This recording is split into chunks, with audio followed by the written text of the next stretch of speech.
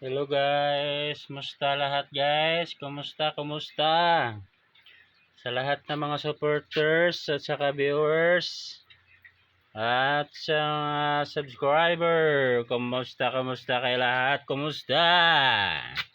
Eto guys, atong mag ano tayo kung ano ang ating dapat gawin sa ating pag-iingat na hindi tayo makatihan.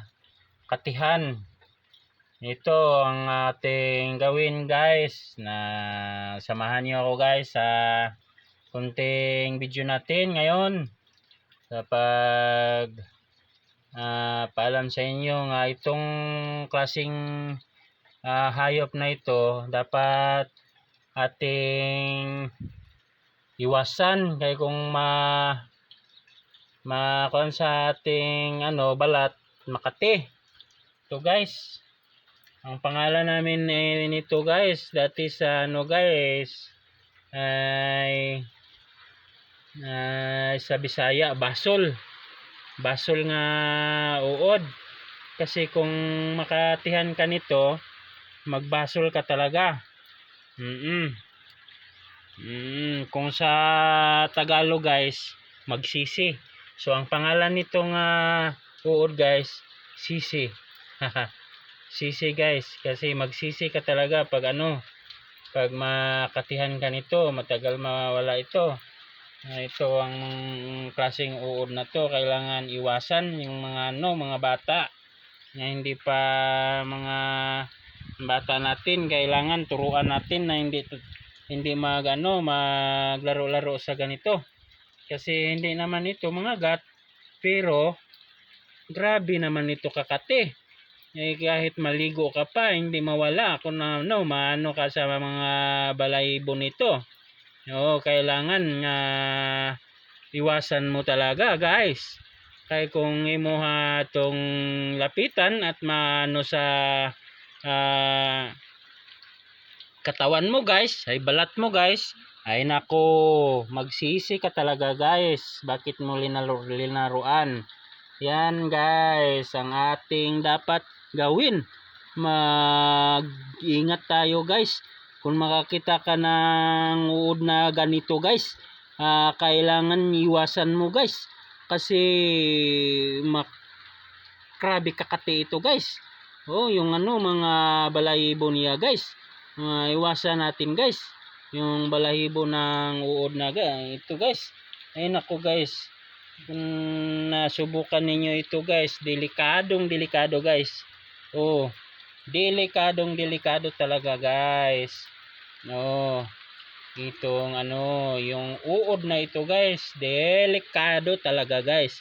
So shout out lang sa aking mga supporters nila ni An TV, at saka shout out na sa mga Rayna ng mga kambing, at sa Japan Maskara, sa Japan sa Mabuhay Fishing, at kay Maskara Vlog, at shout out din sa ang Boy Niyog, at saka Dermot TV, shout out idol, at saka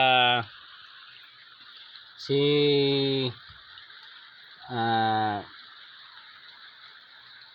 Arlene Navarro. Okay, Arlene Navarro, shout out sa iyo Arlene Navarro. At saka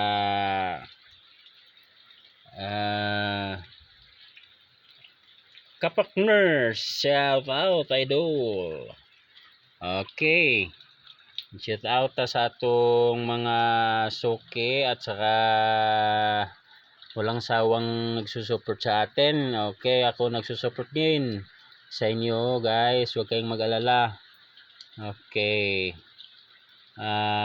shout out din sa Batang Kusinera. Okay, shout out sa imo. At saka lahat ng mangingisda natin ngayon, mag-ingat kayo mga idol. Mag-ingat kayo sa ating karagatan, baka bagyo-bagyo ngayon.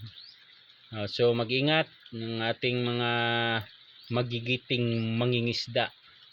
At na siya nga silang hero natin kasi punta sila sa gitna ng dagat para lang maghuli ng mga isda para makakain tayong mga hindi marunong maghuli ng isda. So hero sila sa atin. Guys, yung shout out pala sa sa kay Doong Kulis at saka yung Runaway. Shout out sa inyo mga idol. Shout out din kay Ria Bulalahos. Okay. Shout out din kay Vincent Palagnas. Okay. Shout out sa lahat na supporters. Shout out din sa Printers TV. Okay. Katangay Vlog, shout out sa inyo. Shout out din sa lahat ng mga supporters. Okay. Shout out sa mga kapatiran sa pananampalataya nila ni Elmer at saka Libby Rubia. Shout out sa inyo mga kapatid. At saka Ryan Manalastas, shout out. Richard Manalastas, shout out. Angie Tamundong, yun, mga kapatira natin yan sa pananampalataya. Shout out sa inyo. Kirino Manalastas, yun, shout out. Yan. Sana gabayan tayo ng Panginoon palagi at samahan sa ating mga gawain na araw-araw, oras-oras. Okay, magdasal lang tayo, wag natin kalimutan ang Panginoon. Hindi tayo busy sa ating buhay sa walang kabuluhan, pangsanlibutan lang. Kailangan maging busy tayo sa pagsuri sa kabanalan, katotohanan. Oo. Yan, magdasal lang ta palagi sa ating buong may kapal na si ang Diyos naggumawa sa ating mundo, buong mundo at sa lahat, pati sa mga tao. Mga idol, salamat sa inyong pagsama sa akin yung video na ito at sa pagsuporta. Okay, ginawa ko itong video para lang sa lahat na mga walang sawang nagsuporta sa aking channel. Okay idol, shout out pala dyan sa kay Dermot TV. Okay, shout out idol, ingat palagi. At saka Bimax TV, shout out mga idol. Bimax TV, shout out sa inyo. Okay, salamat sa lahat. Salamat sa pag support sa akin guys. Salamat. Dito lang muna guro tayo guys. Oo, yun ang importante guys, napakita ko sa inyo guys yung dapat iwasan ng mga uod guys, kasi baka laruan sa inyong mga anak guys. Kawawa naman yung mga anak ninyo guys. Lalo na kung mga maliliit na bata guys, kawawa guys. Dapat na ipakilala ninyo to guys, yung uod na ito guys, kasi makita natin to guys sa mga lahat na halaman guys, lalo na sa mga tanim na mga gulay. Ito guys, nasa mga gabi, sa mga dahon ng kamuti at saka yung pipino guys. Yung pipino, gusto nila magkuhan, lalo na sa mga puno natin guys ng mga prutas guys. At higit sa lahat yung ano guys, yung puno ng santol guys. Mag-itim-itim to guys doon sa puno ng santol guys, magturumpukan. Ito. Pag makasandal ka doon guys sa puno ng santol, ay magtingin ka muna guys bago ka sandal ng puno ng santol guys. Grabe kadami guys doon sa puno ng santol. Mahilig talaga ito sa mga puno ng santol.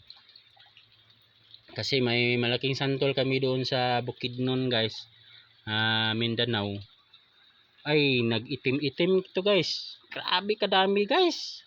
Nasandalan ako. Ay tatlong araw ako na gumaling sa aking ano guys. Ito hindi ko kasi alam na nagkatungumpukan para doon. Ganun lang guys. Salamat sa inyo sa suporta guys. Panood sa aking video guys. At sana may natutunan din kayo sa ating palabas ngayon na dapat ipakita sa inyong mga anak na itong uod na ito hindi dapat laruan sa mga anak na maliliit pa, yung mga ito pa sa ano sa Ilonggo, puya bata pa, maliit, so walang kaalam-alam sa mundo. So turuan ninyo guys yung mga anak ninyo guys, yung mga magulang, yung mga tuan at saka kapatid niyo, turuan ninyo, ipaiwas ninyo to, ipaiwas. Dito lang tayo guys.